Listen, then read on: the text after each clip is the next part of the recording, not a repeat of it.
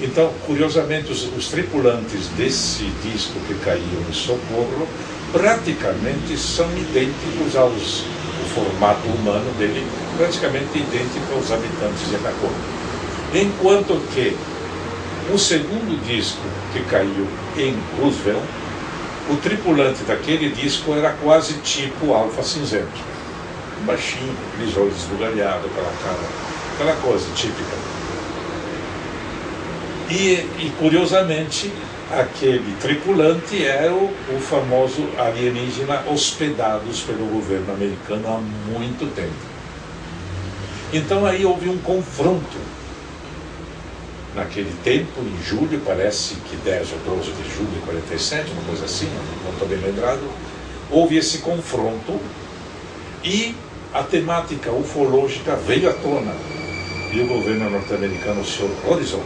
Teve que abafar. Teve que abafar desesperadamente. Ele fez desaparecer... Escandalosamente, isso. Teve que fazer desaparecer por completo o que tinha caído em Socorro, que caiu num ponto meio deserto, e depois fazer desaparecer o que caiu em Roosevelt, onde houve mais testemunhas. E a coisa ficou nesse pé. Tudo ficou por isso mesmo. E a partir daí é que a ufologia começou a desambar. No ano 99 saiu publicado o livro de o ex-coronel retirado Philip Corso, O Dia Depois do Roswell.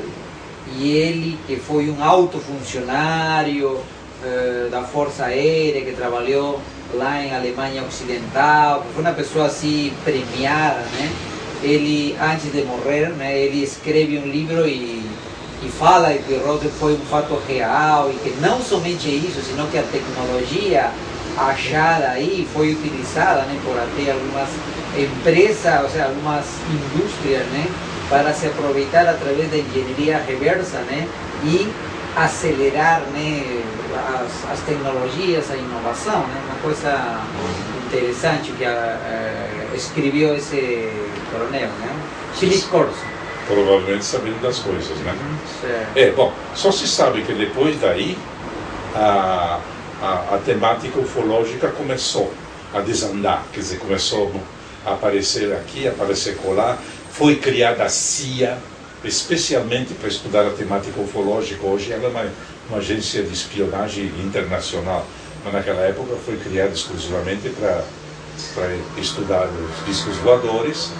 Foram criadas a NSA, que estuda as comunicações eletrônicas. Foi criada o...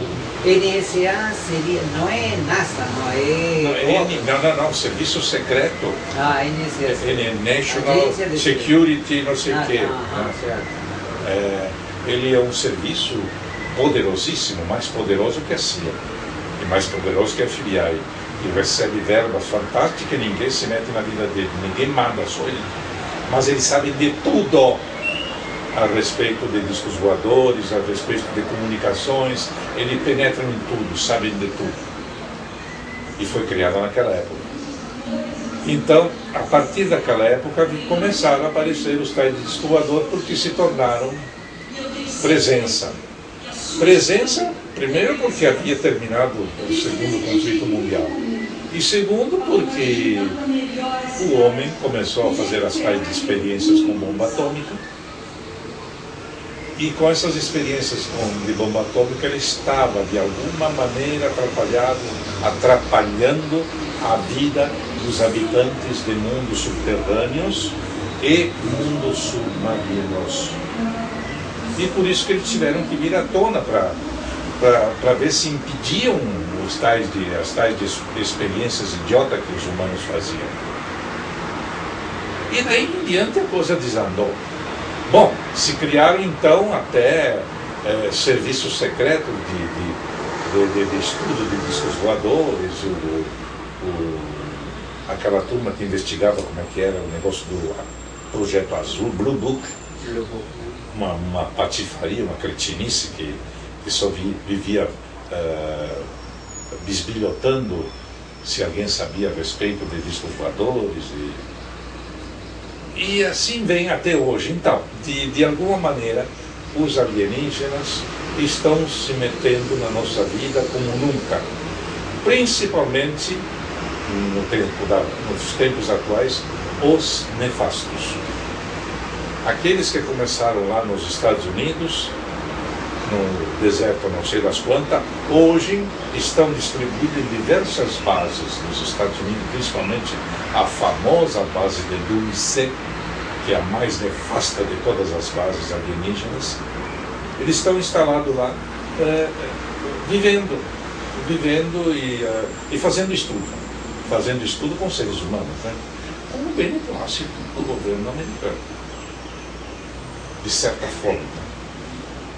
E contra eles, contra essa turma nefastas, existiriam então estes outros que viriam de alguns mundos subterrâneos, que viriam da Terra Oca e que viriam também do lado externo, de mundos fora da Terra.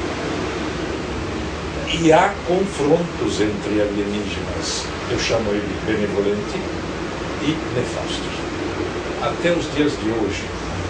E parece que a pretensão desses alienígenas nefastos, juntamente com seres humanos da pior espécie possível, é conseguir a hegemonia mundial e implantar a nova ordem. Tipo de totalitarismo. A nova ordem, o famoso neomundismo, tudo e estão trabalhando intensamente para que isso aconteça.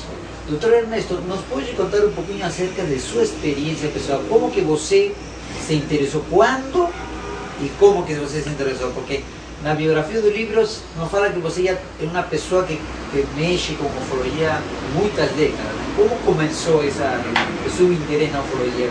Quando começou? Bom, eu era um rapazola de 15, 16 anos, quando 46, 47, 48, em suma, de 48 a 50. Praticamente você acompanhou toda a história contemporânea da ufologia que começa no ano 47, que oficialmente está... Eu não diria que teria começado no 47, eu comecei um pouquinho mais tarde, 48, 49. Mas por quê?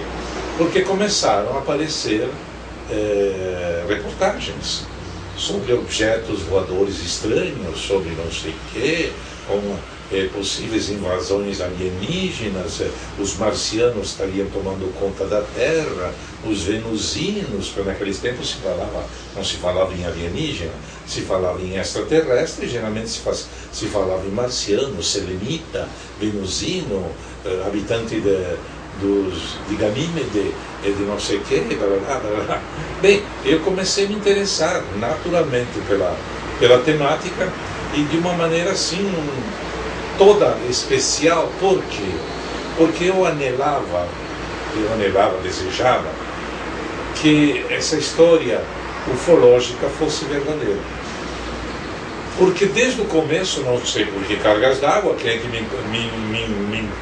incutiu essa impressão, desde os primórdios, eu sempre achei que a solução para a questão da nossa vida tão sofrida, tão limitada, seriam estes seres alienígenas, principalmente levando em conta que eles não eram invasores, não eram conquistadores, não eram guerreiros, era gente boa que queria vir aqui para nos ajudar.